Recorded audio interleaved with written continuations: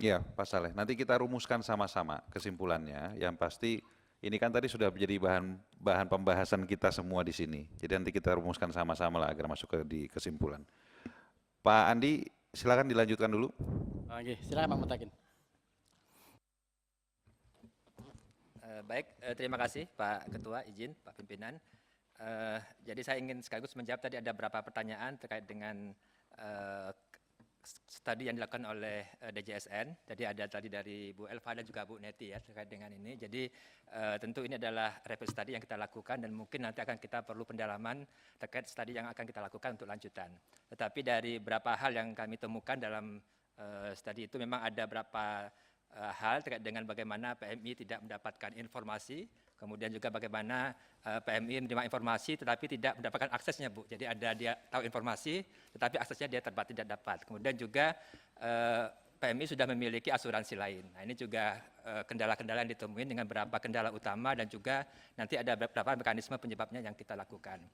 Kemudian juga ada hal terkait dengan memang ada gagal klaim dengan berbagai macam alasan yang di studi kami sudah disebutkan alasan tersebut.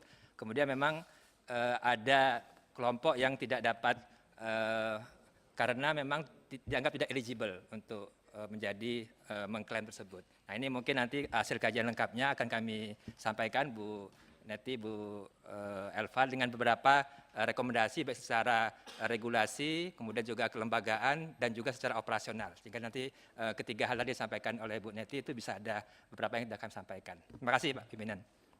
Terima kasih. Mungkin sekaligus nanti ini Pak Pimpinan, sekaligus kita menyelesaikan beberapa regulasi yang masih dalam proses. Kami juga akan memasukkan concern Pak Saleh tadi untuk menjadi bagian dari penyelesaian proses itu sesuai dengan kebetulan dengan Permenaker juga Pak nanti. Mungkin kita akan coba lihat di situ dan coba kami cari solusinya. Terima kasih. Ya, terima kasih Pak Ketua DJSN. Pak Ketua, Silakan Pak Darul. saya kira kan penempatan Bapak Ketua DJSN ini sebagai deputi di PMK itu ditempatkan sebagai Ketua DJSN kan bukan tanpa pertimbangan itu ya, pertimbangan matang itu. Artinya ada kewenangan lain dalam hal Ketua DJSN bisa menggunakan juga kewenangan atau mendorong PMK untuk melakukan langkah-langkah yang strategis untuk melibatkan menteri-menteri terkait, kira-kira begitulah. Karena deputi kan yang bekerja bukannya menteri. Menteri kan tinggal melaksanakan kalau dianggap itu baik. Kata akan yang disampaikan oleh Pak Ketua DJSN tadi itu akan itu bisa besok, bisa lusa, bisa tahun depan, bisa 5 tahun lagi. Nah, meluruskan pelanggaran ini kapan? Seminggu, 2 minggu? Nah, itu maksud saya kata akannya jangan melayang begitu, Pak. Bapak mau janji ke depan kita tuh kapan Bapak mau putuskan urusan yang salah itu dan diluruskan kapan? Kalau kata akan ngambang, Pak. Karena ini jelas pelanggaran undang-undang mesti tegas Bapak kapan mau hentikan itu pelanggarannya. Itu loh Pak Ketua. Terima kasih. Ya, silakan. Jadi mungkin kami akan menjelaskan proses untuk perubahan peraturan ya Pak. Memang ada proses, misalkan kalau permen kan kita izin prakarsa dulu, pembahasan PAK, artinya tergantung dari nanti kecepatan dalam penyelesaian antar kementerian Pak. Otomatis kan banyak hal yang berkaitan dengan kementerian yang lain. Yang maksud kami kami akan segera melakukan itu Pak, secepat mungkin Pak. Karena kan banyak regulasi tadi yang juga sekaligus diperbaiki. Permenaker 18, kemudian Perpres 82, kan berjalan bareng Pak. Semua dalam satu ekosistem nih Pak. Ekosistem PMI ada di situ semua. Jadi tidak hanya dengan satu regulasi, tapi regulasi yang semua memayungi. Jadi hal-hal yang tadi masih terdapat lubang atau kekurangan sekaligus bisa kita selesaikan. Contohnya di Perpres 82 kan tentang JKN Pak. Kemudian ada Permenkes juga tentang JKN. Kemudian di Permenaker juga ada, kan ada dua hal, kesehatannya dan kecelakaan kerjanya Pak. Jadi ini akan menjadi bagian dari penyelesaian itu semua. Dan karena yang sudah berproses, mestinya cepat Pak, mestinya. Nanti kami akan duduk sama-sama dengan teman-teman Permenaker untuk menyelesaikan hal ini. Itu Pak Ketua. Jadi saya rasa Darul, nanti kita masukkan di kesimpulan seperti saran Pak Darul di tadi, bahwa pemerintah dalam hal ini, lembaga terkait ini harus menyelesaikan PR-PR-nya dalam waktu 3 bulan, Pak. Ya, baik itu revisi aturan maupun menyelesaikan masalah-masalah yang tadi kita bahas di sini, gitu ya. Nanti kita masukkan dalam kesimpulan. Cukup, Pak Darul? Masih ada lagi? Iya Pak. Tapi terus itu kan dari aturannya Pak. Tapi pelanggaran yang dilakukan oleh badan bagaimana?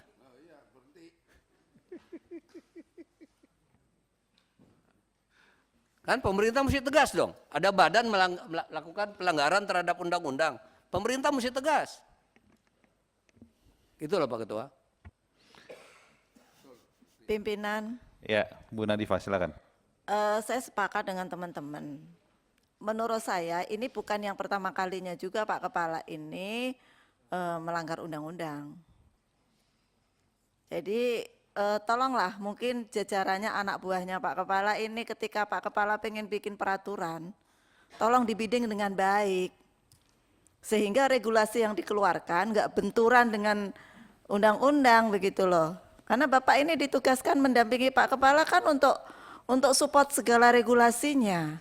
Apapun yang keluar peraturan kepala ini yang digebukin ya kepalanya, tapi sesungguhnya bapak-bapak juga bertanggung jawab terhadap isi dari apa yang akan dikeluarkan oleh Pak Kepala. Kalau ternyata tidak pas, ya diingatkan gitu. Menurut saya ini harus kerja bareng gitu. Mungkin Pak Kepala nggak sempat baca undang-undang atau apa, tapi jajaran di bawahnya kan harus mensupport itu. Itu namanya kerja tim. Terima kasih Ya, pimpinan. makasih. Mungkin saya rasa kita berikan kesempatan ya ke Pak Beni untuk bisa memberikan penjelasan. Ini sudah banyak nih tadi tanggapan dan pendalaman. Kita berikan kesempatan deh ke Pak Kepala BP2MI ya. Pak Beni silakan. Terima kasih pimpinan, Bapak Ibu anggota Komisi 9 yang sangat saya hormati. Ya. Banyak hal yang ingin saya jawab, jelaskan. Saya sebut dengan penuh hormat satu persatu, tadi dari Ibu Epa, Pak Alimuddin, Pak Rizal, Pak Darul Siska, Pak Nur Yasin, Pak Rahmat Handoyo, Pak Ibu Neti, Pak Ade Rizki, Pak Salih Daluai, Ibu Nadifa, Ibu Itet, dan terakhir ada tambahan dari beberapa anggota.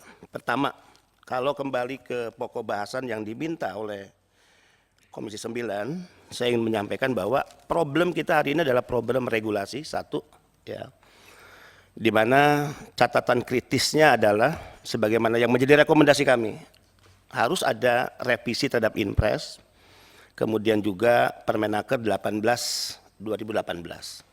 Revisi terhadap Permenaker atas pentingnya ya, penambahan coverage bagi PMI, dan itu sedang dikerjakan oleh Kementerian Ketenagakerjaan, dan tentu kami memberi apresiasi yang setinggi-tingginya. Kenapa BP2MI tadi memberikan gambaran atas apa yang di cover oleh dulu, itu kan belum zaman saya nggak kenal konsorsiumnya. Ya, dulu di cover 13 item misalnya, kemudian sekarang menjadi 10 walaupun tadi agak berbeda. Itu hanya pembanding saja sebetulnya. Bapak Ibu, sebetulnya tune kita ini udah sama. Di mana kita menginginkan jaminan perlindungan ketenagakerjaan itu benar-benar manfaatnya dirasakan oleh PMI. Saya bisa WA-WA-an tiap hari dengan mereka, Bu. Saya bisa langsung merespon masalah dengan video conference. Kita gunakan call center. Kumpul Taiwan, Hong Kong. Apa problem mereka? Apa yang kemudian itu mendorong BP2MI mengusulkan penambahan coverage ya, melalui Kemnaker, di mana asuransi yang di-cover oleh BPJS-TK terkait jika mereka sakit, ini enggak berlaku. Ini tidak bisa diakses manfaatnya karena regulasinya menyatakan kalau mereka sakit harus dulu kembali ke tanah air. Jadi pengobatannya di dalam negeri. Nah, tun ini kan sama kita. Nah, saya membayangkan kalau di dalam negeri, PMI dari Hong Kong misalnya, berapa ongkos bolak-balik ke sini? Jangan-jangan hanya 5 jutaan sebetulnya biaya rumah sakitnya, tapi ongkos yang dia keluarkan lebih besar. Bagaimana dari Australia, bagaimana dari Inggris? Kalau sakit di sana tidak bisa di cover di sana. Tapi kan saya katakan ini bukan kesalahan BPJS TK, tapi regulasi. Ya, tadi kalau saya mengatakan untung banyak itu sebetulnya bukan yang dimaksud dirut BPJS TK, Pak. Ya, saya mengilustrasikan negara sudah menerima banyak dari PMI yang diklaim kecil banget gitu, karena yang sakit tidak bisa di cover. Kan kita punya komitmen bahwa negara tidak boleh berbisnis dengan rakyatnya. Saya tahu lah nggak mungkin uang yang sisa banyak ini masuk ke kantong Pak Dirut, kan enggak lah. Nggak ada pikiran kita begitu, Pak. Dalam konteks kita bernegara, negara sudah mendapatkan banyak dari PMI, tapi PMI hanya mendapatkan kecil karena memang ada sesuatu yang interupsi tidak bisa dulu, di-cover. Ketua, interupsi, supaya Iya, jangan Pak Saleh. terlalu Saya juga berapi-api interupsi. juga. Ya Pak Saleh dulu, setelah itu Pak Abidin. Ya. Oke, kan sekarang Pak Beni mengatakan coverage dari BPJS Tenaga Kerja kurang atau tidak mumpuni untuk memberikan perlindungan. Bahasanya kurang begitu. Tapi bukan berarti Bapak bisa bekerja sama dengan asuransi lain. Nanti akan saya jawab Pak Saleh itu. Iya, silakan lah. Tapi saya mau luruskan dulu. Iya. Masalah yang kita soal tadi, Bapak bekerja sama dengan Jasindo tadi. Ya. Nggak boleh. Mestinya yang melakukan itu siapa? BPJS. BPJS yang diminta untuk melengkapi itu. Supaya mereka bukan peraturannya.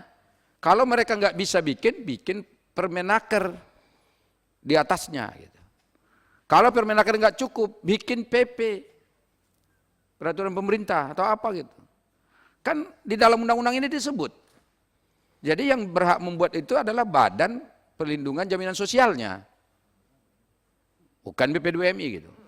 Ya. Begitu Ketua. Ini Pak ini Ya. agak Ya, lurus sedikit. Pak Abidin, silakan. Pak Beni yang saya hormati, Kepala PP2MI, baca undang-undang lah.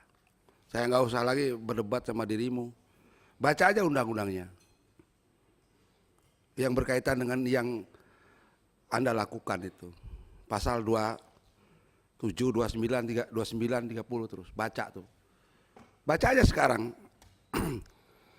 Lalu apa yang dilakukan kepala itu, kira-kira kalau sudah baca itu paham nggak? Coba baca aja coba.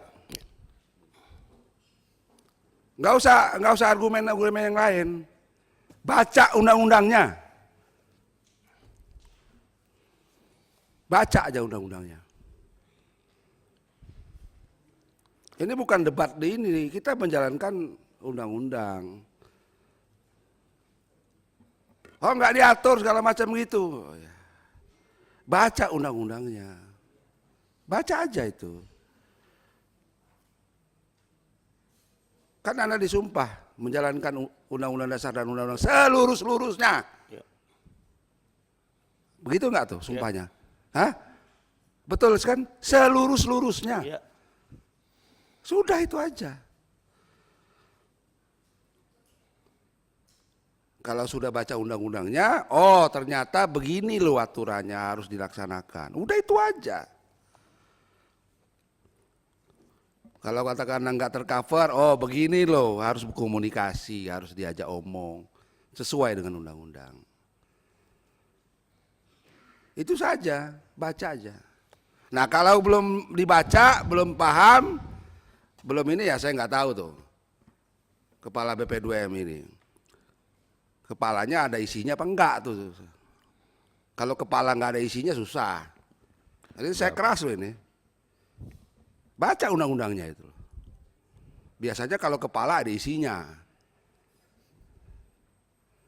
Kalau kepala nggak ada isinya, baca undang-undang aja enggak. Pak Abidin fokus ke ini permasalahan aja. Ini. Lah ya itu tadi, permasalahannya itu tadi. Undang-undangnya udah jelas tuh.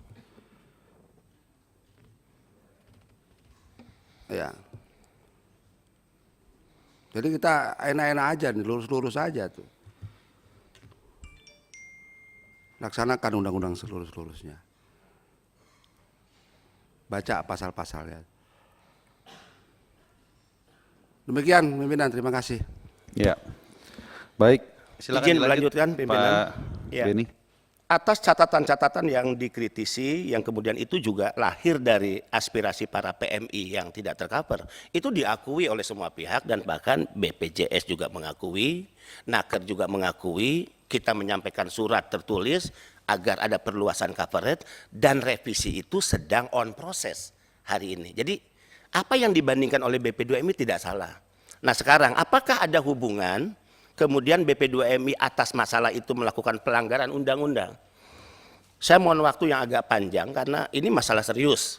Pelanggaran undang-undang itu bisa dipidanakan. Dan saya tidak mau dipidana dan tercatat dalam sejarah sebagai kepala badan yang dengan sengaja melanggar undang-undang. Oke, saya jelaskan pimpinan dan anggota yang terhormat. Tidak pernah ada satu keputusan apapun ya, BP2MI bekerja sama dengan Jasindo. Dari sini dulu nih ya, sebelum saya jawab Pak Saleh. Tidak pernah ada surat tertulis yang meminta Jasindo untuk mengcover insurance coverage bagi PMI, tidak ada. Justru ketika kami mendengar, nah surat yang disampaikan oleh Pak Saleh itu benar Pak, itu tidak salah. Ketika kami mendengar pihak perbankan menggandeng pihak asuransi Jasindo, kami berkirim surat menanyakan, hei Jasindo apa saja yang di cover? Itu setelah kesalahan BP2MI dan ini sudah diakui di hadapan RDP. Tiba-tiba ini Pak Abidin muncul dalam kontraktor yang mencantumkan Jasindo. Itu kami akui. Dan atas kesalahan itu saya mengambil tindakan Pak. Memindahkan direktur Pak. Sekelas eselon 2 saya pindahkan. Dari posisi sebagai direktur penempatan non pemerintah. Saya bilang dari mana? Dan saya menugaskan khusus sebelum sanksi itu dijatuhkan Pak Abidin. Menunjuk Irjen Polisi Bintang 2 nih. Ahmad Kartiko. Untuk memimpin tim melakukan investigasi. Ini nama Jasindo tiba-tiba nyelonong di kontraktor itu dari siapa? Dari mana? Hasil investigasinya ada Pak. Dan karena hasil investigasi itu strict, saya mengambil tindakan kepada yang bersangkutan. Anda pindah. Anda tidak layak ada di posisi ini. Tidak ada keputusan Rapim yang kita bekerja sama dengan Jasindo. Surat yang kami kirim yang disampaikan oleh Pak Saleh benar diakui bahwa kami sebatas mempertanyakan. Sehingga waktu itu saya katakan ya penting mungkin diundang juga banknya. Kenapa? Ya, kok bisa mengajak Jasindo? Kenapa nggak BPJSTK saja? Itu penting menurut saya. Jadi insya Allah ya bersih tangan saya, tidak ada menggandeng keinginan dan sebagainya untuk Jasindo mengcover insurance. Dan saat itu muncul terkait KTA BNI, mohon maaf bukan KUR Pak, saya luruskan, KUR belum jalan Pak sampai sekarang. KTA BNI dikhususkan untuk Korea karena Korea saat itu masuk ke Korea dia harus menjalani karantina 14 hari di awal. Kurang lebih 14 juta. Dari mana uangnya? Apakah dia harus minjem ke rentenir? Apakah dia harus menjual harta keluarga? Dia masuk Korea, dia harus dikarantina dan dia harus bayar sendiri. Negara nggak mampu, BP2MI nggak punya uang. Sehingga itulah salah satu yang di-cover oleh KTA BNI adalah bagaimana biaya untuk karantina itu di-cover melalui KTA. Nah bahwa akhirnya bank bekerja dengan siapa itu bukan persoalan kami. Insya Allah ya kalau ini masuk ke pidana saya bersih. Saya garansi di forum yang mulia dan terhormat ini. Nggak ada. Surat yang dimaksud Pak Saleh adalah surat untuk mempertanyakan. Nah sekarang masuk yang ketiga. Apa sih yang dimaksud dengan KUR? Apa sih yang dimaksud dengan KTA? Bapak Ibu, tun dan semangat kita ini sama. Kalau bunyi pasal 30 ayat 1 jelas kok. Pekerja migran Indonesia tidak dapat dibebani biaya penempatan. Nah ini kita harus punya pandangan yang sama. Apa sih biaya penempatan? Biaya pelatihan, biaya ngurus visa, biaya ngurus paspor, biaya ngurus tiket, ya, dan itu angkanya sangat besar. Kebiasaan selama ini PMI menjual harta keluarga atau pinjam ke rentenir. Saya tentu sebagai kepala badan melihat undang-undang tadi, harusnya pinjaman pun itu nggak wajar Pak, mohon maaf. Harusnya kita siapin uang, kasih ke mereka. Pertanyaannya, undang-undangnya udah keren pasal 30, tidak dapat dibebani biaya penempatan, dia harus gratis, terus uangnya dari mana Pak? Karena yang gratis itu adalah sektor informal Malaysia. Pak Saleh, Malaysia itu gratis sektor informal Pak. Tapi formalnya bayar.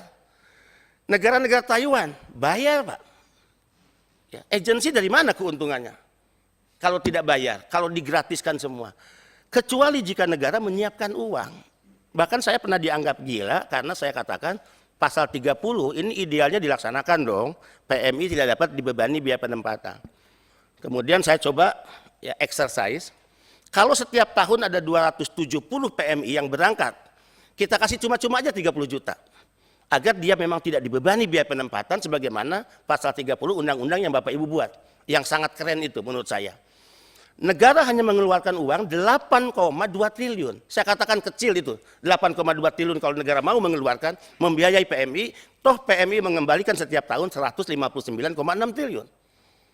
Jadi mudah-mudahan saya tidak disebut gila dengan ide sebagaimana semangat Pak Saleh, dan saya setuju, bebaskan mereka, jangan bayar sepeser pun, harusnya. Negara tidak punya uang untuk itu, dan tidak semua perusahaan-perusahaan atau majikan katakan di luar negeri yang mau menanggung itu, nggak mau Pak. Tidak semua, ada sektor-sektor tertentu. Timur Tengah ada, Malaysia tadi untuk perkebunan itu zero cost Pak, udah berlaku. Sebelum saya mengeluarkan zero cost sudah berlaku, sebenarnya zaman Pak Nusron udah berlaku zero cost. Nah artinya Bapak Ibu sekalian, KUR dan KTA itu adalah jalan tengah daripada mereka menjual harta, daripada pinjam ke rentenir, tapi negara juga belum bisa mengasih cuma-cuma uang pada mereka, ya udah pinjam aja deh ke bank, bank siapkan dengan bunga yang sangat rendah, yaitu 6% misalnya. Masuk ke yang keempat, Pak Saleh, overcharging perusahaan-perusahaan nakal yang membebani hingga 60 juta, 70 juta. Ini praktek lama Pak, dan saya berani mengatakan ini kejahatan. Apakah sekarang terjadi Pak di lapangan? Saya tuh punya forum dengan teman-teman yang melaporkan kasus itu. Laporkan kepada saya, perusahaan apa, insya Allah demi Allah saya berani seret mereka, perusahaan-perusahaan ke penjara. Laporkan kepada kita jika ada perusahaan yang membebani PMI dengan biaya yang sangat tinggi. Contoh Inggris, sekarang Inggris terlantar Pak, 200 minta dipulangkan. Berapa beban yang mereka tanggung dari perusahaan Pak? Saya sebut Aljubara. Saya nggak terbiasa basa-basi Pak. Dibebankan 70-80 juta. Menurut saya ini kejahatan. Nah, waktu pelepasan PMI ke Inggris, itu kontraktornya belum ada Pak. Pelanggaran tuh. Sudah dilepas, kontraktornya belum dibuat. Padahal kontraktor itu mandat Undang-Undang pasal 30 ayat 2. Apa yang saya lakukan Pak? Anda jangan salahkan Pak Dirjen Naker waktu melepas dengan Abjati. Anda menanggung kesalahan Anda, kenapa Anda tidak mengatakan kepada Naker, jangan dulu dilepas, jangan dulu diberangkatkan karena kontraktor belum ada. Apa yang saya lakukan? Saya pindah pejabat yang bersangkutan. Kalau tadi Asadi Mukarom, ini teman-teman Pak, saya pindah jabatannya, ya karena terkait tadi mencantumkan, mohon maaf, Depril Soga karena mencantumkan Jasindo di kontraktor. Dan kontraktornya sudah, saran Pak Saleh sudah di take down Pak, sudah dicabut. Udah lama Pak, bulan Juni 2022. Udah dicabut. Sebagai bentuk ketaatan atas perintah dari Komisi 9. Ada kesalahan di situ. Nah, yang kedua, Inggris diberangkatkan belum ada kontraktor. Asadi Mukarom saya pindahkan dari jabatannya. Sebagai Direktur Penempatan Non-Pemerintah untuk Kawasan Eropa dan Timur Tengah. Saya pindah, tegas Pak. 2 bulan lalu saya memecat salah satu ASN yang terlibat penempatan ilegal, padahal usia pensiunnya 1 bulan lagi. Saya diberi pertimbangan oleh beberapa pihak di internal. Pak Kaban, ini kasihan 1 bulan lagi mau pensiun, kenapa dikasih sanksi? Saya katakan enggak. 1 menit, 1 hari dia menjelang pensiun, sanksi kita jatuhkan. Bahkan pengumuman pemecatan, saya live lewat FB. Karena keinginan saya, sanksi pidana harus jalan, sanksi disiplin ASN harus jalan, dan sanksi sosial itu harus jalan. Jadi insya Allah, kami masih tegak lurus untuk tetap mendisiplinkan diri kita, yang tentu manusia di luar kesempurnaan Pak Ibidin, selalu ada celah untuk kita melakukan keliruan, tapi semangat kita memperbaiki terus ada. Ya, dan tolong tentu kami diberikan terus dukungan, kecuali jika sudah diingatkan, lakukan lagi pelanggaran, ya terlebih pelanggaran yang bersifat konstitusi, undang-undang, ya pasti saya akan mundur lah.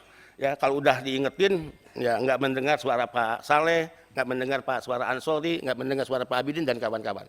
Insya Allah kita masih tegak lurus. Jadi terkait insuren tersebut yang dimasukkan dalam kontraktor, kita sudah take down, cabut, dan itu sebuah kesalahan besar, bukan keputusan lembaga, tapi bisa dikatakan dalam tanda kutip kok diselundupkan, kok bisa masuk.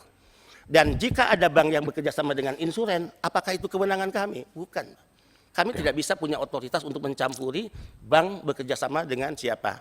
Tentu nanti Dewan Jaminan Sosial, silakan Bapak bicara dengan bank itu, kenapa harus kerjasama, kenapa nggak kerjasama dengan BPJS TK, dan seterusnya. kami terus ingin memperkuat tata kelola penempatan dan juga tentu ya pelindungan kepada pekerja migran Indonesia.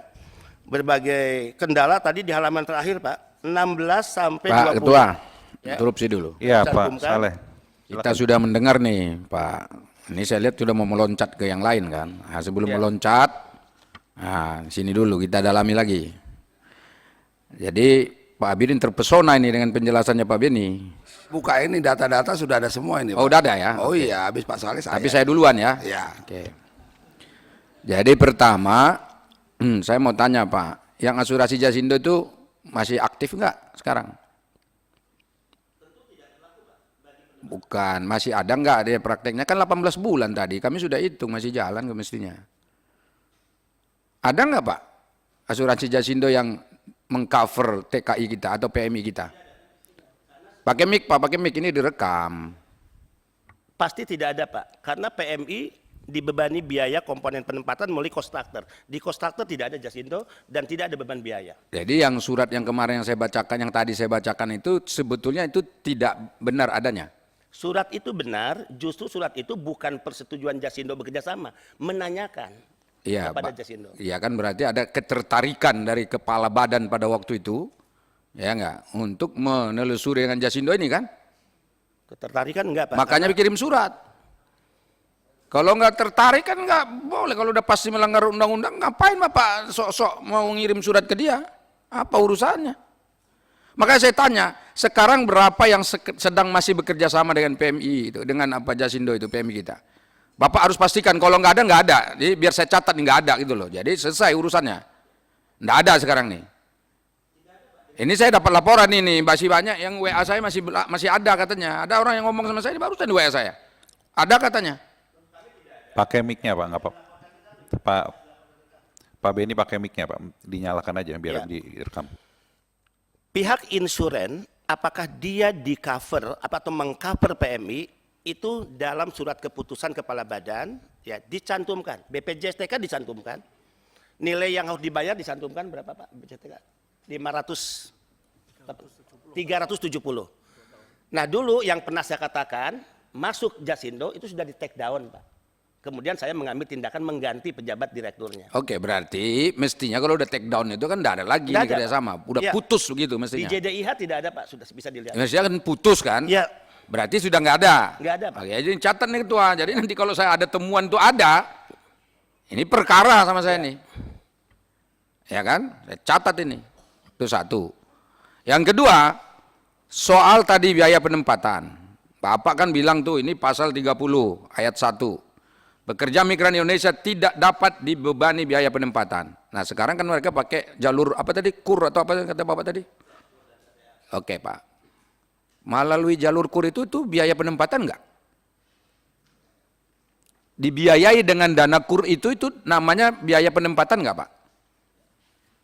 Jawab dulu Pak, ini kan konkret kok, ini pertanyaan saya gampang sekali. Itu biaya penempatan. Padahal pasal 1 menyebut pekerja migran Indonesia tidak dapat dibiayai, dibebankan biaya penempatan.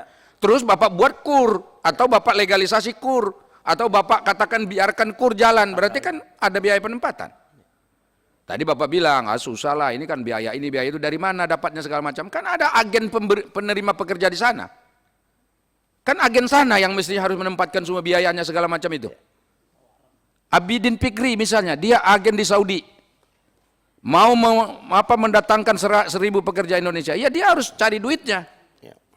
Untuk ngurus semua segala macam, supaya jangan dibebankan biaya. Ini sebetulnya amanatnya. Tahu-tahu kan masih ada tuh. Bapak bilang 14 juta sedikit. Terus ada yang 70-60 juta Bapak bilang mahal. Bapak bilang saya bersumpah yang 70-60 itu melanggar akan saya kejar. Kan gitu kata Bapak tadi. Emang 14 sama 70 itu nggak sama-sama melanggar? Ini kan bukan soal ukurannya berapa harganya, berapa angkanya. Tapi pelaksanaannya ada pelanggaran. Paham gak sih Pak Bidin ini? Kan kalau 14 juta dianggap biasa-biasa. Tapi kalau 50, 60 dianggap melanggar. Kan sama kayak kemarin itu. Yang luar Ke Pak Beni dengan Pak, kalau saya paham itu. Paham kan? Paham. Nah Kalau berarti Pak kan sama-sama Ke Pak Beni aja, melanggar. ke Pak Beni aja tuh. Kalau sama-sama melanggar, kenapa yang besar dilarang, yang kecil malah dibolehkan? Ya. Logika hukum apa ini yang kita pakai di sini? Yang gini loh Pak Beni ini belum masuk ini. Ya, saya jawab, Pak. Ya silakan. Ya. Silakan Pak. Membaca pasal 30 itu ada 2 ayat, tidak bisa hanya sebagian ayat, Pak. Pasal 30 ayat 1 disebutkan pekerja migran Indonesia tidak dapat dibebani biaya penempatan. Ayat 2 mengatakan ketentuan lebih lanjut tentang biaya penempatan, undang-undang Pak. Biaya penempatan. Sebagaimana dimaksud pada ayat 1 diatur dengan peraturan kepala badan. Dan saya ingin sampaikan kepada Bapak Ibu, dalam proses pembuatan setiap regulasi di kementerian apapun, itu tidak ujuk-ujuk hanya maunya kami. Selalu ada tahap harmonisasi yang melibatkan kementerian lembaga, bahkan partisipasi publik yang kita undang. Nah artinya Pak Saleh, izin ya, jika idealnya keinginan saya, udah 270.000 yang setiap tahun ini jangan dibebani biaya apapun deh. Dia mau ke Amerika, Eropa, Timur Tengah, Asia, jangan dibebani. Kalau begitu pilihannya di mana? Ya udah kita paksa aja, majikan, bayar mereka tiketnya. Nah pertanyaannya, ada yang berani enggak? Selama ini Malaysia udah bagus, untuk informal itu pun, formalnya masih bayar Pak. Timur Tengah, Arab Saudi bagus, ada beberapa yang zero cost, tapi sebagian juga ya, mereka harus dibebankan kepada PMI.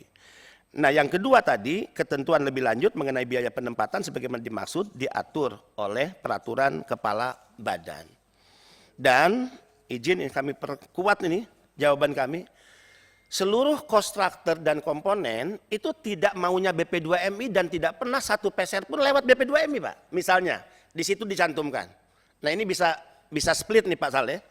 BPJS TK Pak, kami membayar setiap orang berapa Pak? BPJS TK setiap PMI. Tuh, bayar Pak. Perintah undang-undang nggak akan dapat 300 miliar tuh BPJS TK dari PMI. Kalau kita mau mengacu strict kepada pasal 30. Harusnya negara juga bayarin, jangan PMI deh. Tapi ternyata bayar Pak. Nah ini contoh ya.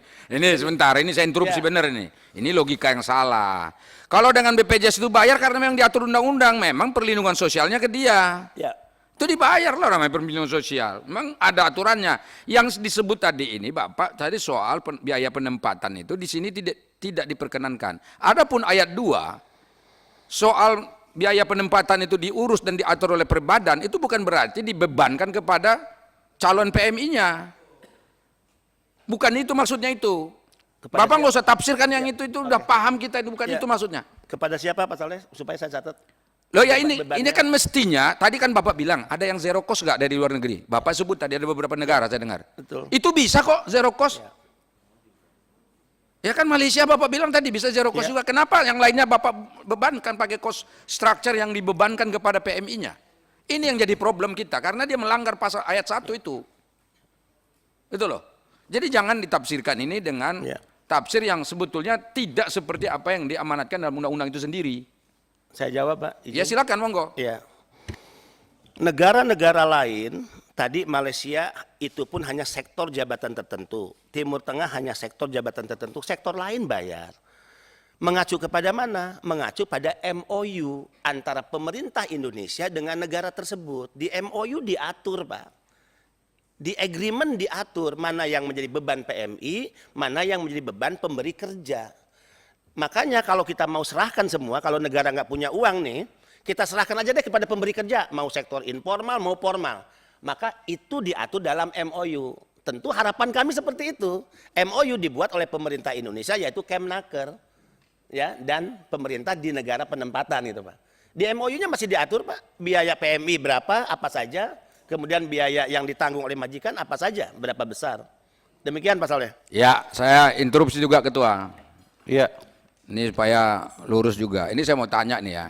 Kira-kira kita melakukan apa istilahnya itu penundaan pengiriman PMI kita ke Timur Tengah. Apa namanya itu Bu Nadifa? Moratorium. Ya, sejak zaman Hanif Dakhiri sampai hari ini kan belum jalan nih. Itu sebetulnya tahu nggak sih filosofinya apa? Filosofinya cuma satu Pak, karena dalam undang-undang perlindungan pekerja migran ini disebut bahwa negara-negara yang akan kita kirimkan tenaga kerja kita harus memenuhi beberapa kriteria, beberapa syarat. Salah satu diantaranya adalah jaminan sosialnya harus dipenuhi. Jadi di sana perlindungan sosialnya juga sudah jelas gitu negara itu baru kita buat. Makanya sekarang mereka yang harus rubah undang-undangnya.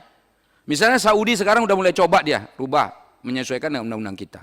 Negara-negara Timur Tengah lain juga melakukan itu. Nah, maksud saya apa? Maksud saya adalah kalau misalnya Pak Beni menyebut ini tadi, ya dikaitkan dengan perbandingan yang saya katakan, ke negara lain saja kita bisa tunda pemberangkatannya kok. Kalau tidak sesuai dengan ketentuan undang-undang ini. Kenapa harus dipaksakan begitu? Mohon maaf Pak Beni, ini sebetulnya ya kalau saya tuh pingin itu diloskan saja itu, tidak usah dihalang-halangi moratorium itu. Karena memang pergi juga, banyak juga yang ilegal perginya, saya tahu itu. Tapi kan karena ada undang-undang ini yang ngatur, kita kan harus hormati undang-undang ini. Itulah Pak. Ini ada di Dirut BPJS Kesehatan. Beliau itu belum sanggup melaksanakan kris itu sebetulnya. Tapi menurut undang-undang harus dilaksanakan, menurut peraturan pemerintah. Dia harus laksanakan. Nah, mestinya kalau belum sanggup yang kita perbaiki apa? Undang-undangnya. Jangan dilanggar. Ini kan Bapak bikin kreativitas sendiri. Kreativitas yang salah menurut saya. Ini soal penempatan, soal ada biaya penempatan ini belum clear di sini. Bukan berarti kalaupun ada peraturan badan yang boleh misalnya mengatur biaya penempatan berapa, bukan berarti setelah dibuat cost structure-nya dibebankan ke PMI, itu salah. Tapi dibebankan kepada siapa yang memberi kerja, siapa yang akan memberangkatkan. Itu loh. Jadi saya pikir ini harus clear ini. Jangan sampai ayat 2 dipertentangkan dengan ayat 1 dalam pasal 30. Makasih. Izin tambahan jawab. Silakan. Terima kasih Pak Saleh. Sebelum kepemimpinan saya di BP2MI, undang-undang ini sudah lahir tahun 2017. Artinya masih ada era Pak Nusron Wahid sampai 15 April 2020 memimpin. Berarti sejak undang-undang lahir masih 2 tahun setengah lah Pak Nusron Wahid memimpin BP2MI. Kontraktor, izin, kontraktor sudah ada Pak. Di zaman Pak Nusron Wahid juga.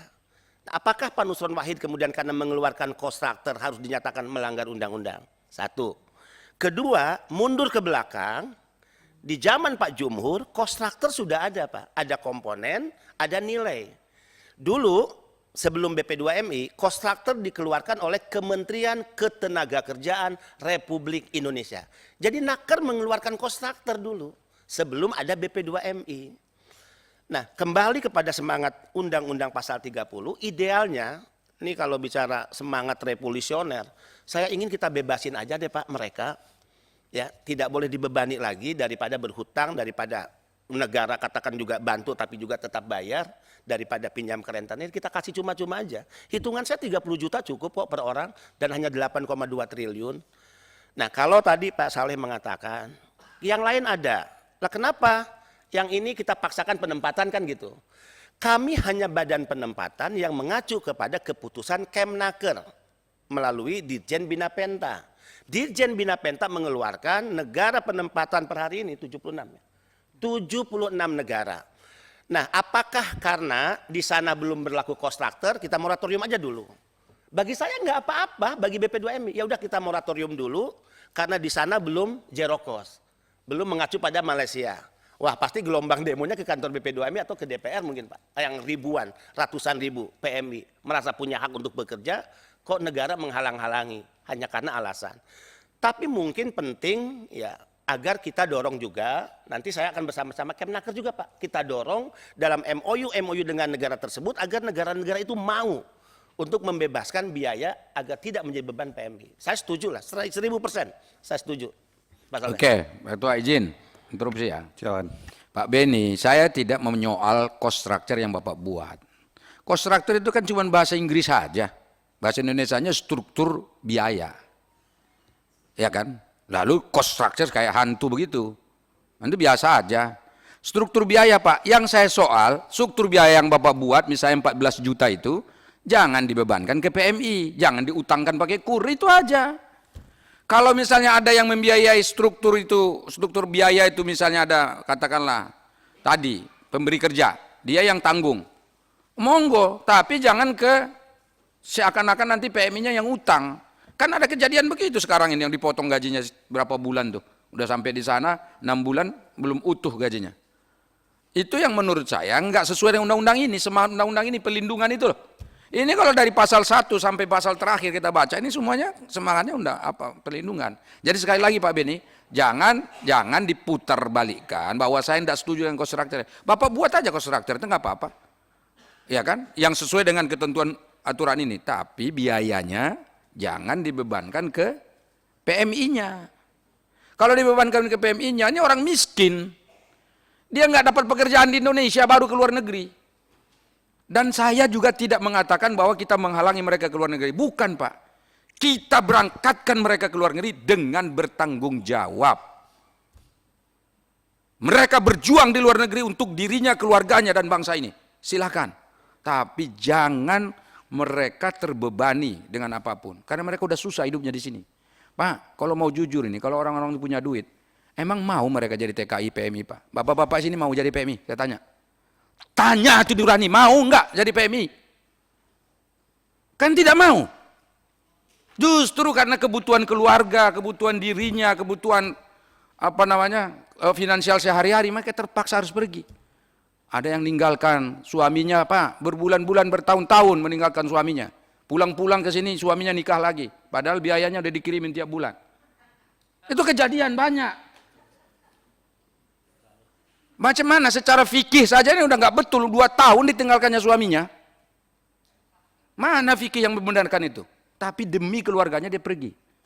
Karena itu jangan dibebankan lagi, 14 juta itu Pak, itu penting bagi mereka. Kalau dapat 14 juta, itu sudah bisa modal loh untuk berdagang telur, berdagang sayur, berdagang ini nggak perlu keluar negeri kalau dia punya 14 juta ini. Ini mohon, ini jadi perhatian Ketua, ini penting juga. Ini juga bagian dari yang saya soroti selama ini. Soal cost structure dan biaya penempatan. Sebetulnya yang saya soroti bukan cost structure-nya, bukan. Bapak silakan, monggo itu. Boleh. Tapi jangan sampai aturan soal cost structure-nya itu dibebankan ke PMI-nya. Itu yang harus kita mainkan Pak Beni. Silakan, kalau Bapak punya argumen alasan silakan. Pak Beni, saya kasih 5 menit ya. Ya. Biar bisa yang lain bisa Ya. selesaikan juga. Silakan Pak. Bapak Ibu yang terhormat, sebetulnya pimpinan dan anggota Komisi 9 sudah melahirkan keputusan yang sangat revolusioner membantu PMI. Undang-undangnya, ya. Kemudian G2G, Pak. G2G Korea atas bantuan Bapak Ibu sekalian dengan penambahan anggaran kemarin. Free, tidak bayar. Bahkan 5 hari mereka pembekalan, biaya nginep di Wisma, makan minum, kita tanggung Pak. Dengan tambahan anggaran kemarin.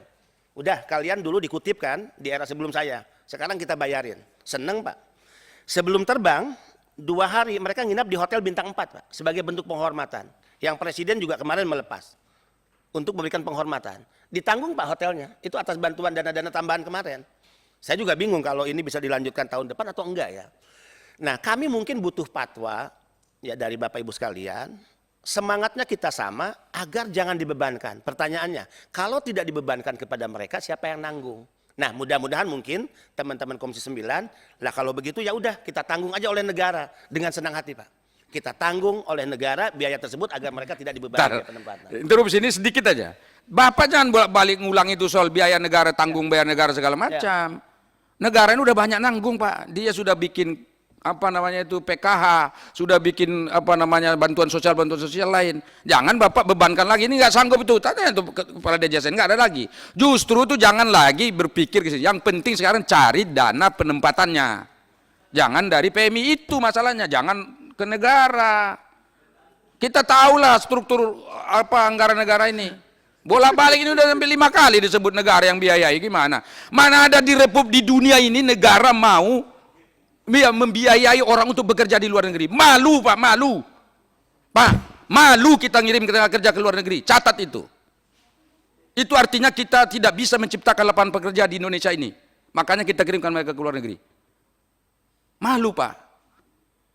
Jadi apalagi Bapak bilang anggaran APBN untuk penempatan orang luar negeri, aneh.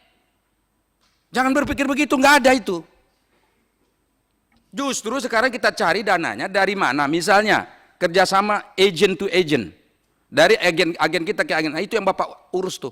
Agen sini macam mana kamu sana? Bisa nggak dia memberangkatkan orang nih? Baru tunjukkan kontraktornya, ini kontraktornya. Bisa nggak dipenuhi semua ini? Silakan. Kan ada kalau misalnya cuman berapa tadi Pak? 14 juta ya. 14 juta kan $1.000 kurang lebihnya. Kan bisa dipakai, kontraknya berapa tahun? 2-3 tahun kan? Kan bisa. Nah perkara nanti gajinya dikurangi orang tua apa segala macam itu tidak boleh, itu yang harus kita awasi. Selama nanti itu jelas agent to agentnya itu konkret bekerja sama, itu. Jangan berpikir, sekali lagi di Komisi 9 ini cari anggaran penempatan. Maksudnya itu gitu loh, gitu. Beli paspornya kita, visanya kita, apa kita. Ya orang di luar negeri ketawa. Negara penempatannya yang tertawa, ini gila ini orang datang ke sini mau menjajah kita. Ya kan pekerjaan-pekerjaan kita diambil. Nggak masuk akal, malu juga lah kita itu. Bukan sekali lagi kita tidak pernah melarang mereka pergi ke luar negeri karena itu hak.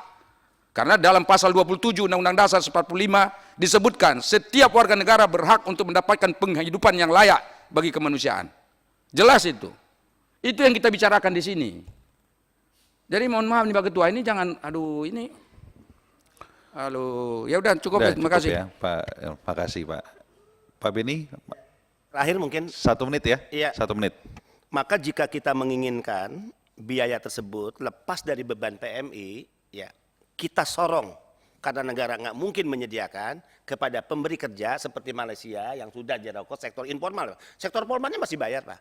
Maka ini hanya bisa dipastikan melalui MOU antar negara. Dan MOU bukan BP2MI. MOU adalah naker pemerintah kita dan naker pemerintah setempat. Nah, kita dorong bersama, Pak, untuk itu. Terima kasih. Dan izin kutip Ya, sedikit Pak. nih, ini bagus nih. Kita upayakan G2G tadi kan. Tetapi untuk sementara waktu Bapak jangan bikin aturan sendiri yang buat penempatan biaya penempatan model tadi itu. Untuk sementara waktu. Kalau mau tetap memberangkatkan cari yang memang sudah bisa itu tadi. Bukan mempersulit. Jen sedikit Pak. Ya Pak Bidin silakan. Saya kira udah ketemu ya.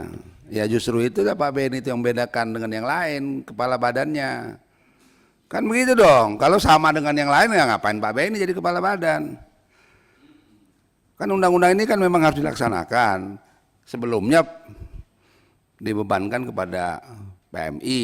Ini nggak boleh. Itu revisi Pak. Kita melihat kalau itu nggak dibenahi itu, mampus tuh PMI itu. Makanya tidak ada biaya penempatan. Pasal 30 ayat 1, ayat 2-nya itu pembiayaannya melalui peraturan, tapi bukan berarti biayanya itu harus ditempatkan di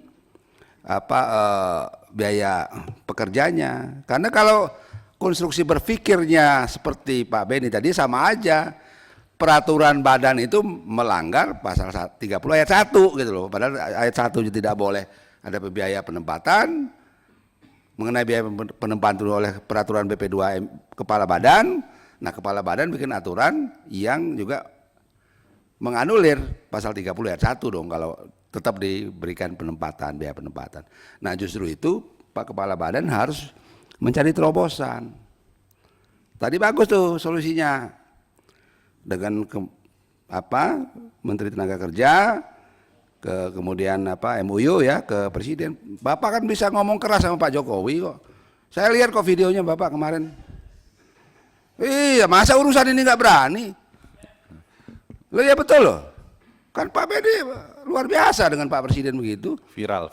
Viral kok, semua tahu. Masa urusan belain pekerja kita nggak ini? Pak begini Pak, harus MOU Pak kepada negara. Begitu dong.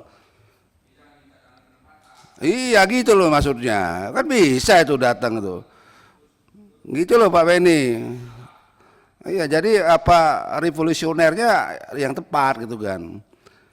Karena di belakang dirimu itu ribuan jutaan orang yang sangat berharap agar bisa penempatan tenaga kerja kita atau pekerja migran kita di luar negeri itu dilindungi secara sebaik-baiknya. Nah, itu bedanya, Pak. Nah, kalau sama aja dengan yang lalu ya nggak usah ada undang-undang Badan Pelindungan Pekerja Migran Indonesia, biarin aja kayak dulu. Karena ada undang-undang inilah kita pengen ada perubahan. Begitu pimpinan. Terima kasih. Baik, cukup ya sementara. Kami lanjutkan ke Pak Anggoro, Direktur Utama BPJS Ketenagakerjaan untuk bisa menyampaikan tanggapan. Silakan. Baik, terima kasih pimpinan. Pertama-tama terima kasih atas masukan dan saran dari Bapak anggota Komisi 9, Ibu Elva, Pak Arifudin, Pak Rizal, Pak Darul, Pak Nur Yasin, Pak Rahmat Handoyo, Bu Neti, Pak Adriski, Pak Saleh Daula, dan Bu Nalifa dan Bu Itet. Beberapa hal tadi yang menjadi masukan, terutama tentang apa-apa saja yang bisa kita perbaiki ke depan. Tentu saja nanti saya minta tolong dibukakan slide-nya.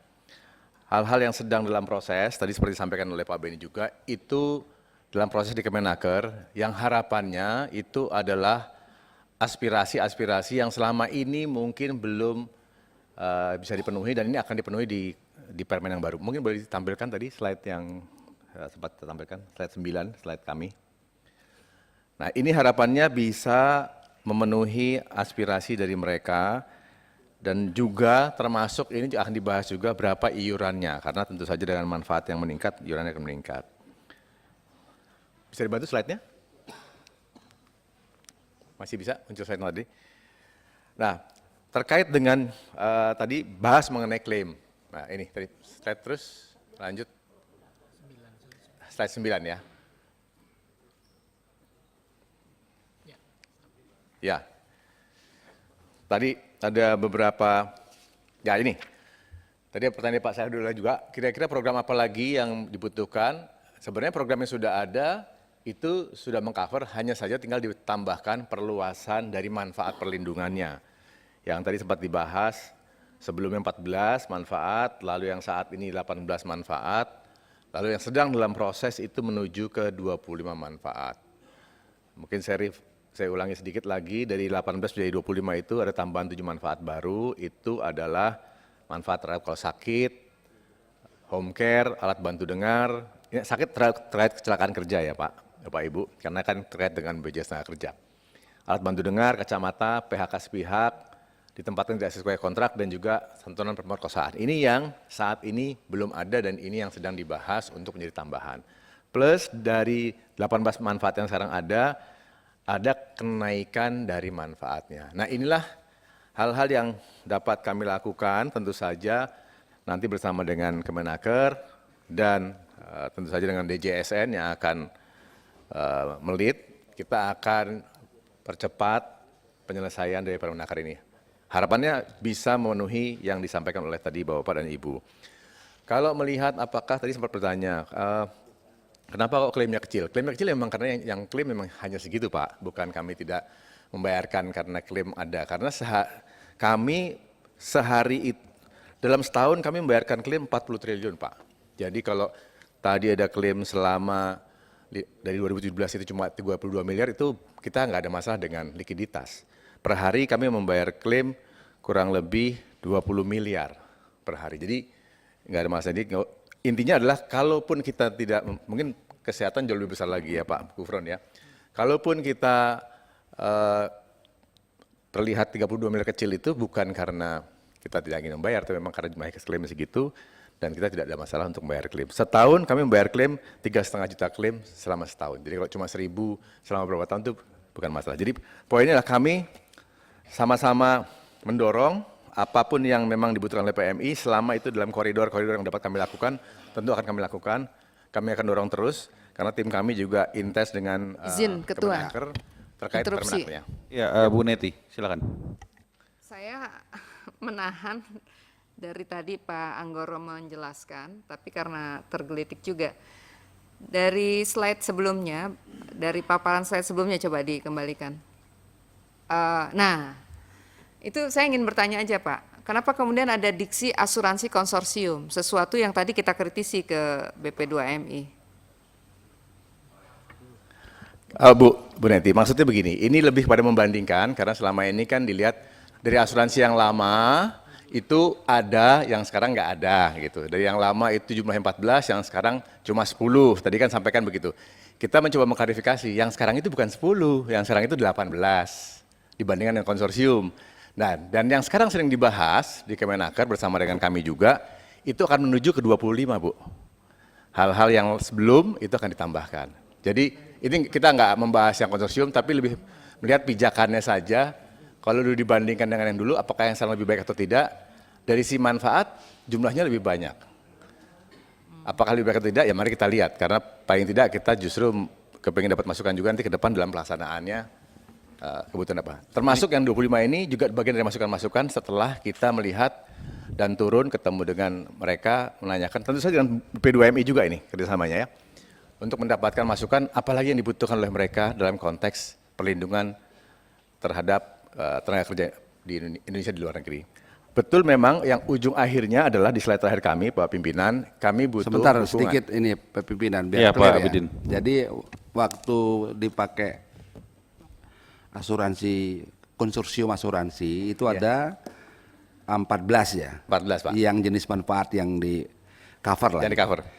Nah, ternyata kemudian Permenaker 2018 ada 18 yang 18 di cover. manfaat.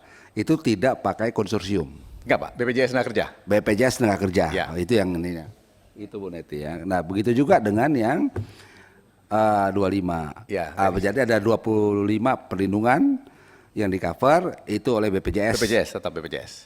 Ya. Maka di situ sedang di bawah keterangan iuran sedang dalam pembahasan, Pak, karena ini kan harus dihitung dengan secara aktuaria, penambahan manfaat baru 7 dan peningkatan manfaat 9 itu iurannya akan menjadi berapa. Jadi menjawab tadi concern juga Bu Neti, apakah bisa ditingkatkan lagi? Bisa, Bu, ini sedang dalam proses tingkatkan.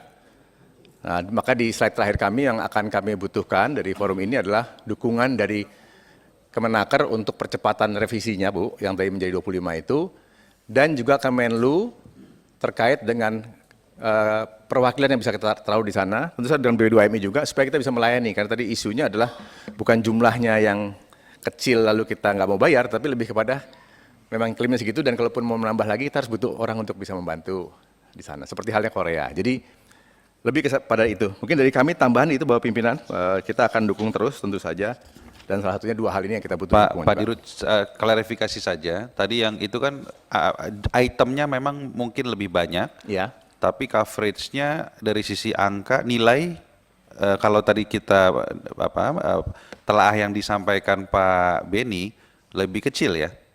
Yang mana, Pak? Yang manfaat dari konsorsium dulu dengan yang sudah sesuai dengan Permenaker 18 2018. Oh, kalau dari sisi manfaatnya justru akan ditingkatkan. Mungkin kalau tadi dari perbandingan disampaikan oleh Pak Beni, ada hal-hal yang tidak ada di saat ini di BPJS Tenaga Kerja, karena memang kita nggak bisa, Pak Binan, karena itu terkait aturan, kesehatan. terbentur aturan kan. Iya. Satu lagi yang juga banyak kan mengenai permasalahan hukum. Permasalahan hukum kalau kita lihat Undang-Undang 18-nya itu memang bukan menjadi ranah kami, itu ranahnya lebih ke ranah kepada perwakilan Indonesia di sana. Jadi kalaupun dibandingkan dengan yang lalu, karena ada manfaat itu, dan waktu diterjemahkan kepada BPJS, manfaat itu memang bukan menjadi ranah BPJS. Tenaga kerjaan maksudnya. Demikian Pak Binan. Cukup Bapak Ibu? Sebentar, Ya, Pak Bidin, itu kan silakan. sudah ada angka kan, konsorsium ada 400.000 ya. Nah, yang bisa di cover melalui domainnya BPJS itu kira-kira dari 18 itu kan bisa diklasifikasi kan, berapa yang bisa. Itu sudah nilainya sudah yang 25 sudah bisa di ini belum nilainya? Belum, Pak, Belum ya? Pak Fikri, belum. Sedang dalam bahasan karena itu memang ranahnya di Kemenaker. Menjadi 25 itu dihitung juga kira-kira, atau bukan kira-kira, perhitungan aktuarianya akan menjadi berapa untuk cover. Ini 370.000 itu untuk 2 tahun, Pak. Oke. Untuk 2 tahun. Berarti dari segi manfaat perlindungan lebih faktualnya lebih banyak sekarang kan berarti? Iya. Dengan kita- harga yang lebih murah kan, 370 2 tahun itu. Iya. Oke. Ya. Oke, cukup ya. Selanjutnya kita ke Pak Prof. Gufron, ya silakan Prof. Baik, terima kasih Pak Pimpinan dan Bapak Ibu anggota Dewan yang terhormat. Jadi tadi sudah disampaikan beberapa pertanyaan baik dari Bu Elva Hartati, Bu Neti, Pak Saleh dan juga banyak ya, Bu Nalda Filah dan yang lain-lain. Tentu yang kami jawab yang langsung saja, yang jelas kami sangat tergugah dan ingin berkontribusi bagaimana bisa selesai. Yang jelas ini memerlukan pemikiran dan kerja keras semua pihak. Nah, untuk Bu Elva Hartati mengenai berapa jumlah peserta PMI yang kembali dan membayar iuran dalam 2 tahun ini, nah itu saat ini ada 10.181 peserta Bu yang cuti membayar iuran karena dia ke luar negeri. Untuk jumlah PMI yang cuti iuran dan kembali membayar iuran tentu akan dilakukan sinkronisasi dengan integrasi data dengan BP2MI sekaligus di dalam peningkatan akurasi data. Nah, tentang apa namanya waktu sosialisasi ini mohon maaf, kita bisa menjadi perhatian kami dan tentu nanti koordinasi yang lebih baik lagi. Nah, kemudian untuk Bu Neti, apakah sudah pernah melakukan kajian atas kerumitan masalah PMI dari aspek regulasi atau implementasi? Nah, tentu pengaturan manfaat jaminan kesehatan PMI ini mengacu kepada Peraturan Presiden Nomor 82 Tahun 2018 yang tentang pemanfaatannya memang hanya untuk di dalam negeri. Nah, tentu apakah ada alternatif lain ya? Karena menjadi peserta paling tidak ya sebelum 6 bulan ya, tapi biasanya sebelum berangkat itu sudah off gitu. Biasanya ya. Nah, apa alternatif yang bisa dimanfaatkan dan sekarang sudah dikerjakan? Itu satu adalah dari Kementerian Kesehatan melakukan surat edaran yang bisa pemeriksaan untuk psikologi. Ya, nanti kalau sakit, ya ini kemudian bisa diterapi. Itu yang pertama. Yang kedua, tentu kita sekarang ini telah melakukan semacam screening. Jadi dia sebelum berangkat bisa screening dan itu masuk di dalam pemanfaatan program. Kemudian kalaupun di sana masih menjadi peserta, dia belum off, nah itu bisa online tentang masalah-masalah yang dia hadapi. Dan kemudian sebetulnya pada waktu berangkat ini tergantung kepada PMI-nya, kadang-kadang dia sebagai katakanlah punya anak atau keluarga yang masuk peserta, jadi meskipun di sana keluarganya itu masih bisa memanfaatkan. Kalau dia katakanlah sendiri di sana ya, tapi keluarganya masih di sini, seperti itu. Karena pendaftarannya itu satu keluarga biasanya gitu. Demikian. Nah, kemudian untuk Pak Saleh, saya kira ini satu hal yang amat substansial dan tentu memerlukan pemikiran dan kerja keras kita bersama ya. Mengapa warga negara Indonesia yang berangkat ke luar negeri malah tidak dilindungi jaminan kesehatannya? Nah, ini tadi masalahnya di dalam regulasi Perpres itu yang tadi nomor 82 tahun 2018, penjaminan pelayanan ini hanya berlaku di dalam negeri. Nah, apakah mereka tidak berhak? Tentu berhak dan mari kita selesaikan karena memang problemnya problem di peraturan. Saya kira peraturan ini perlu disinkronisasi dan BPJS tentu sangat bersedia untuk bisa menyelesaikan masalah-masalah ini, baik kaitannya dengan PP 59 tahun 2021 ataupun juga dengan Undang-Undang tadi nomor 18 tahun 2017 yang tentu dengan perpesnya ini belum sinkron. Terus kalau di situ disebutkan diatur oleh menteri gitu di dalam Undang-Undang nomor 18 2017 itu menteri maksudnya kan Menteri Tenaga Kerja. Tapi di PP-nya untuk kesehatan, menteri maksudnya Menteri Kesehatan. Nah, ini aturannya juga belum ada. Sehingga kalau BPJS kemudian melakukan penjaminan, membayar, nanti pemeriksaan BPK pasti kita temuan kesalahan. Begitu Pak Saleh. Jadi intinya kita Prof, saya mau nanya Prof, kalau Prof punya informasi nggak kalau di negara Filipina? Ya. Pekerja migran Filipina yang bekerja di luar negeri itu mendapatkan perlindungan jaminan kesehatan nggak dari negara? Mendapatkan. Bentuknya seperti apa? Ya, mereka kan ada Philhealth Corporation, yaitu di Filipina, dia bisa melakukannya. Dan kami pun juga sebetulnya sanggup. Cuman memang masing-masing negara itu beda-beda. Sebagai contoh di Saudi Arabia itu sebetulnya kayak umroh dan haji itu negara lain nggak boleh sebetulnya. Jadi seperti Indonesia kita punya itu kantor kesehatan di sana itu dalam tanda petik sebetulnya nggak boleh. Jadi pemerintah Saudi ya sebetulnya tidak membolehkan, jadi tidak tahu, tetapi kan pelayanannya kurang sebetulnya gitu. Dan nanti di seperti Malaysia saya kira ya ini menarik. Malaysia itu sistemnya tax base, jadi bukan seperti kita asuransi perlindungan sosial gitu, tetapi seluruh warga Australia, warga Malaysia, termasuk sebetulnya tenaga kita pun itu dapat. Bahkan Perkeso, ya Perkeso itu semacam PP Jam Sostek ini, itu malah memberikan beberapa yang orang Indonesia yang bekerja sana, terus kemudian punya ya benefit, kadang-kadang kemudian pulang ke Indonesia, tapi benefitnya itu masih. Nah dia bingung mau bayar tuh. Angkanya itu sekarang kumulasi itu sekitar 20-30 miliar. Ya. Cuman bingung karena orangnya udah pulang ke Indonesia gitu, tenaga kerjanya itu. Gitu. Jadi sekali lagi ini kita bisa kerjasama dengan Kementerian Dalam Negeri, Kementerian Tenaga Kerja dan Kesehatan secara bersama-sama untuk menyelesaikan modelnya yang paling pas seperti apa gitu. Tapi yang jelas menurut saya pasti harus ada yang bayar untuk iurannya kita hitung. Dan kami bisa ngitung itu kira-kira sekian juta orang ya, keseluruhan ya, seluruh negara. Nah itu probabilitas sakit berapa. Ini contoh kalau mahasiswa kita yang di Inggris contohnya, itu bayar asuransinya ada sendiri. Di Australia ini contohnya Medibank ya. Jadi tidak masuk Medicare seperti BPJS gitu, tapi swastanya namanya Medibank. Nah itu preminya sekitar 200-an dolar. Nah nanti kita tinggal bicarakan, kalau tadi Pak Benny mengenai cost structure, itu tinggal ditambah, ada lagi cost structure untuk jaminan kesehatan. Tinggal kita bicara kepada pemberi kerja di sana, mau nggak Anda nambah untuk hal ini. Gitu, saya kira demikian. Cukup dari Ibu Itet, silakan. Iya, terima kasih. Saya buka dulu. Saya jadi banyak belajar, Pak. Dari sebuah perdebatan, dari jawabannya. Karena sebagai wakil dari Dapil sering juga bertanya gitu loh. Ini sudah saya jadi nyatat semua nih yang sudah disampaikan.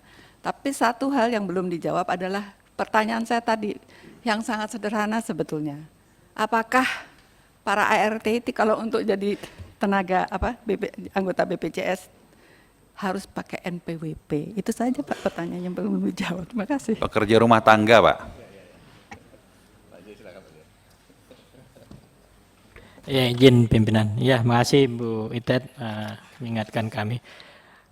Untuk ART itu apakah dia daftar pakai NPWP atau enggak? Memang di formulir kami itu ada NPWP, tapi tidak wajib diisi, Bu. Jadi enggak.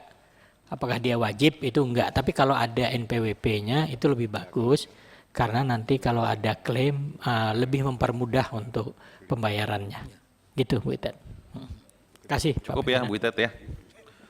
Baik, Bapak Ibu kita langsung masuk ke kesimpulan ya. Mohon ditayangkan.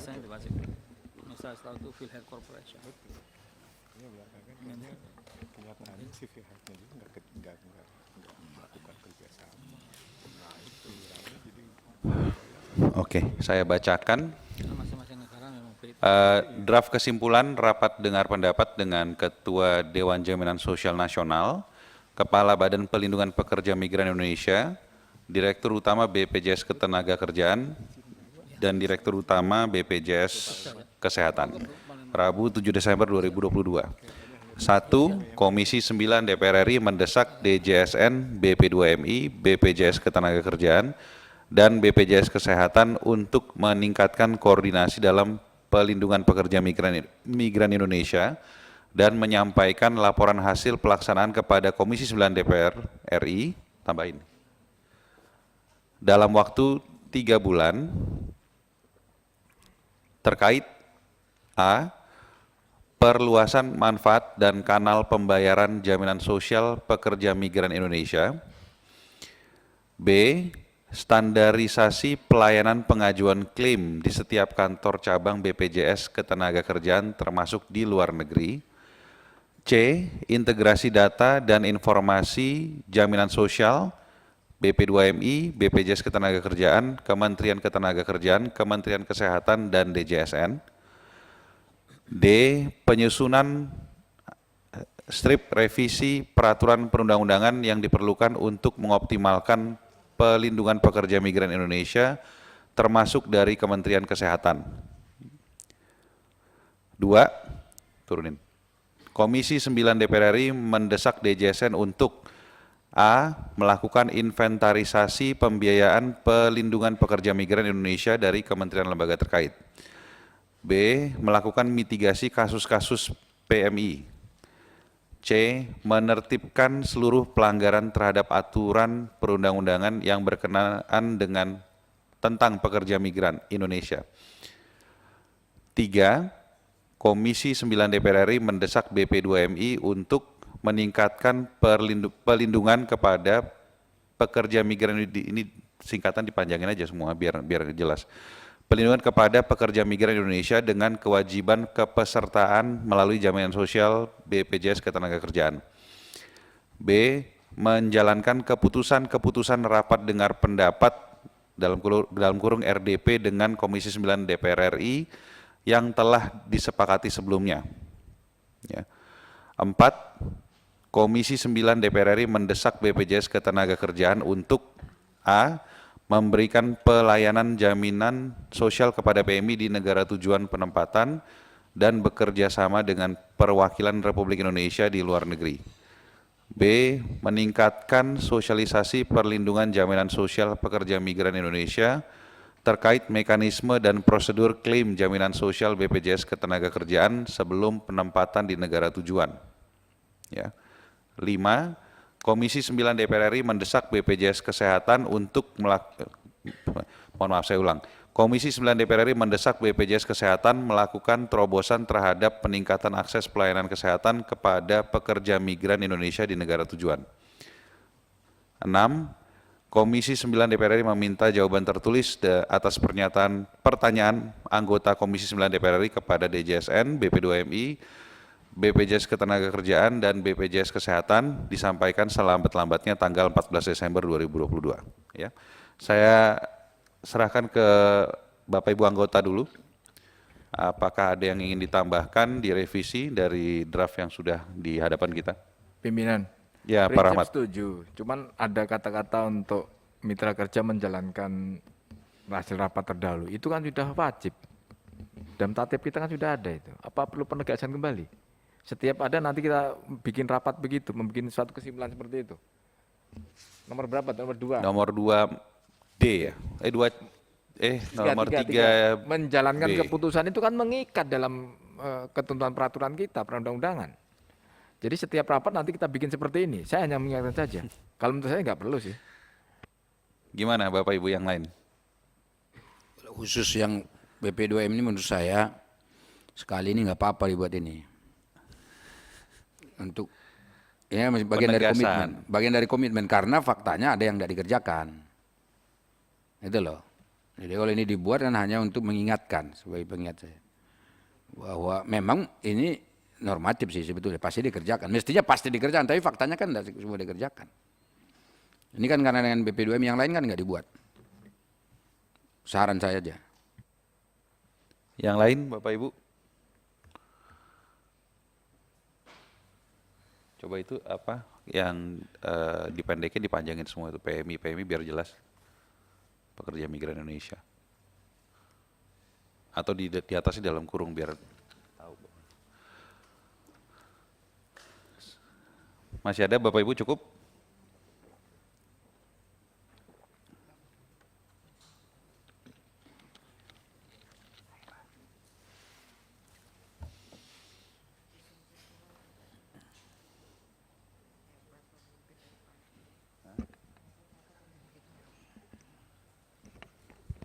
Cukup ya? Kalau udah cukup kita ketok nih. Cukup ya? Cukup. Oke. Kami berikan kesempatan ke Pak Ketua DJSN dulu. Ada yang ingin ditambahkan atau direvisi? Mohon izin Pak Pimpinan, Ya. untuk yang nomor 1C itu apakah tidak ada BPJS Kesehatan Pak? BPJS Kesehatan ada di atas tuh. Nomor 1C Pak. Oh 1C. Oke. Biar ada PR juga Pak, buat Pak Gufron. Tolong ditambahkan tuh. BPJS Kesehatan ya. Oke. Coba diturunin lagi deh biar Pak Andi bisa baca. 3, turun lagi.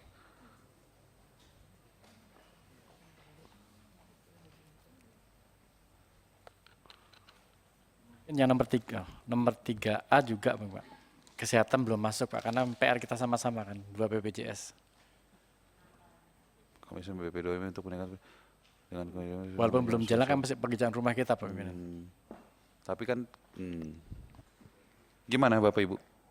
3A ditambahkan kesehatan juga?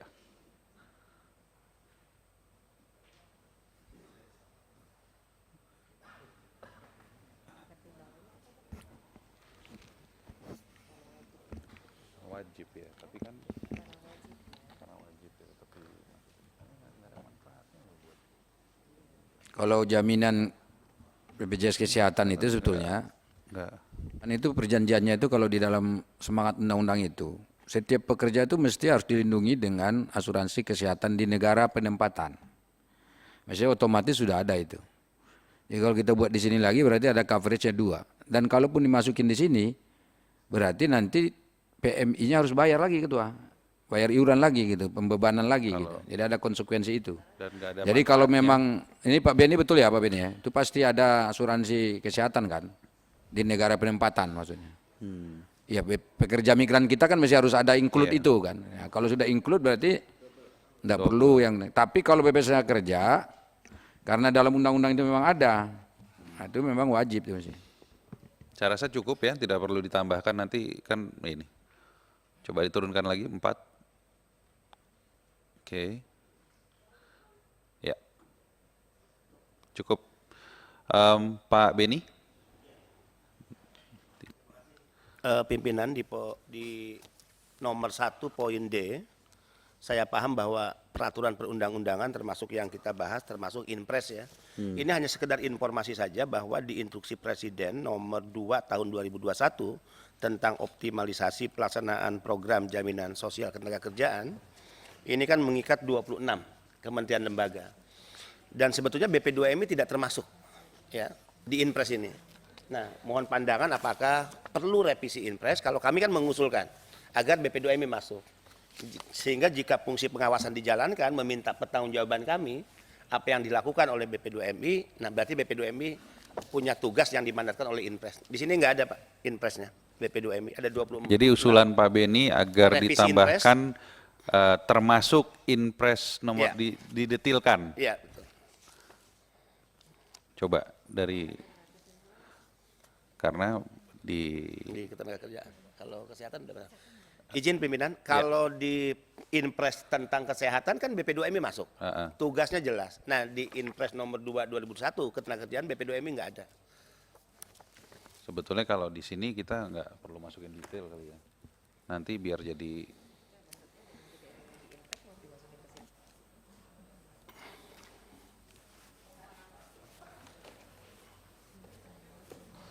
Jadi yang D ini tetap penting menurut saya Ketua. Tadi itu yang disebut Pak Beni, ini ya ada beberapa aturan itu kan yang perlu penegasan-penegasan.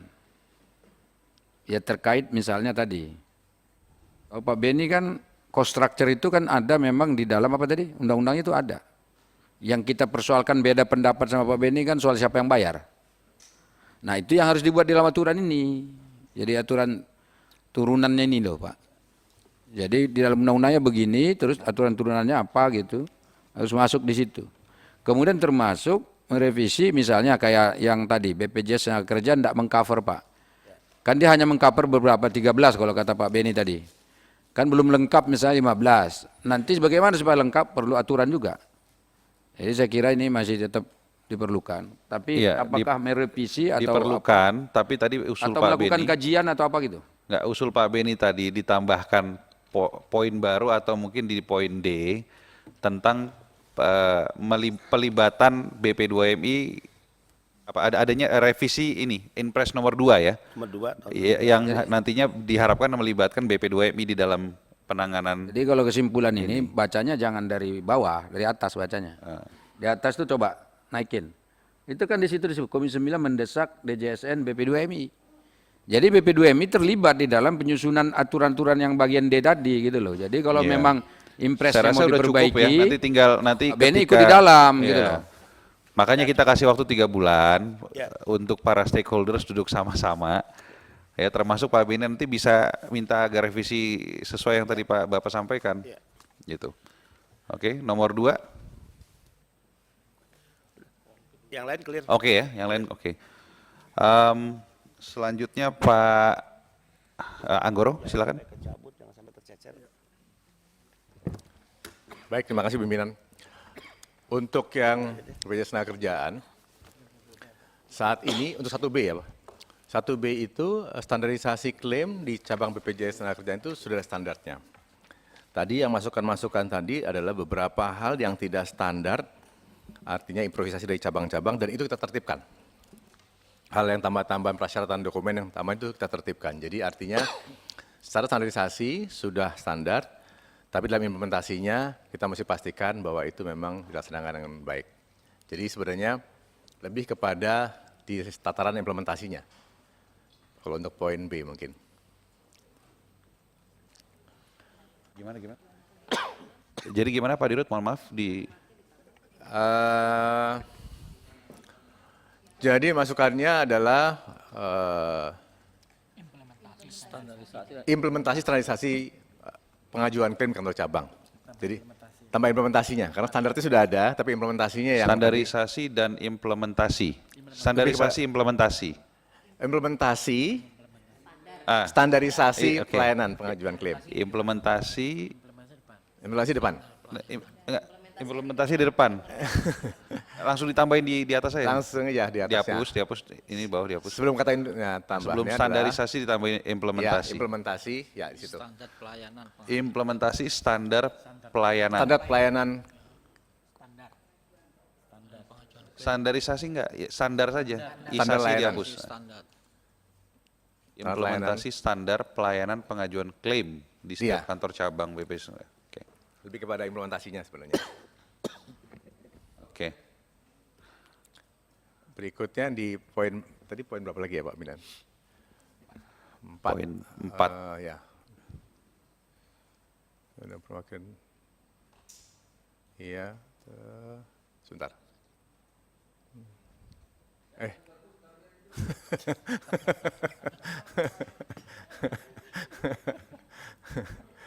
Poin A setuju, poin B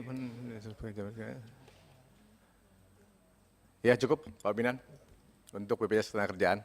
Oke. Terima kasih. Baik, selanjutnya Pak Prof. Gufron. Ya, yang nomor 5 ya, Komisi 9 DPR mendesak BPJS Kesehatan melakukan terobosan terhadap peningkatan akses pelayanan kesehatan kepada pekerja migran Indonesia di negara tujuan sesuai dengan peraturan perundangan yang berlaku. Oke, tambahin sesuai dengan... Soalnya sekarang nggak sesuai Pak, kita punya gini. Itu masalahnya. Jadi ini jadi buka forum lagi nih, yang dimaksud tidak sesuai ini apa dulu nih? Kita bahas dulu, buka forum baru lagi nih rapatnya nih, apa yang nggak sesuai? Nggak ada yang boleh melanggar aturan di Republik ini. Itu tadi Pak Beni kita diskusi panjang karena itu. Itu makanya biar tidak melanggar itu harus sesuai dengan peraturan. Kesimpulan ini semuanya Pak di ujung tuh nanti kalau mau perlu nomor terakhir buat. Semua kesimpulan di atas dilaksanakan sesuai aturan perundang-undangan begitu. Aduh, ini. Oke. Cukup ya? Baik, ini Ketua, saya ketok. Sedikit standarisasi, bukan standarisasi. Standarisasi. Naik lagi coba. Tunggu. 1B kalau nggak salah. Udah jadi Enggak, udah jadi implementasi standar. Oh iya, udah dirubah nih. Implementasi standar pelayanan. Hah?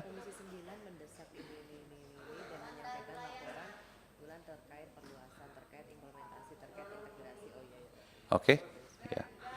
Oke, saya ketok. Dengan demikian kita sudah sepakati kesimpulan rapat pada Rabu 7 Desember 2022 ini. Dan sebelum kita akhiri rapat ini, saya persilakan kepada Ketua DJSN untuk bisa menyampaikan sepatah dua patah kata sebagai penutup. Silakan, Pak Andi. Terima kasih Pak Pimpinan. Ya kami yakin kita semua kan pengen yang terbaik Pak. Dan memang PR-nya masih banyak. Jadi kita akan berusaha untuk menyelesaikan PR itu Pak dengan teman-teman yang lain. Terima kasih. Ya, sebelum rapat kita tutup, kita berdoa dulu. Sesuai dengan kepercayaan kita masing-masing, berdoa dimulai.